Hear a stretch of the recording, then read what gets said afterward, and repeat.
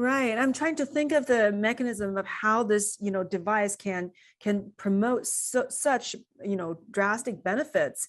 So the mechanism must be pretty sophisticated, must be complex. So we're changing the brain waves, but we're probably turning on different growth factors and enhancing neuroplasticity. We're enhancing the energy of the brain, but there's probably a lot more. Once we get the study back from Brazil, they're doing all the markers. We're actually in a double-blind, placebo-controlled study, just like they would do with pharmacology.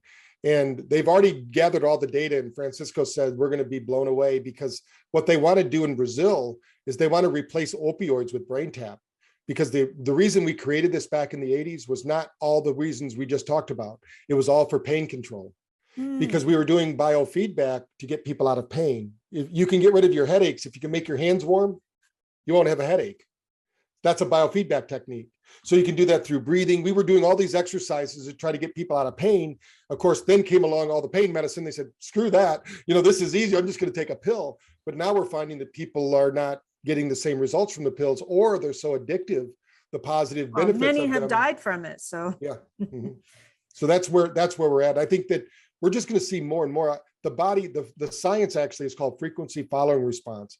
Every cell, if you think of every cell has something they call the cell danger response or the healing response. So every cell is like its own universe. So as things, for instance, the frequency of a 5G tower, the reason that's a problem for our cells is it's 50 million pulses a second. Our body has never seen that before, but 100 pulses per second, it has. Four pulses per second, it has. A frequency of the ocean, 10 hertz. Those are frequencies. So everything appears to be solid in this world, but I'm sorry, it's not. It's like an on off again universe, and it's all based on a lot of the of course the rishis and things would say it's all smoke and mirrors. This is all an illusion. And it's an illusion because we manifest it in these ways. Now, we've all agreed on what we see, hear, and experience, but the reality is there's more space in our universe than there is solidness. And we make it so.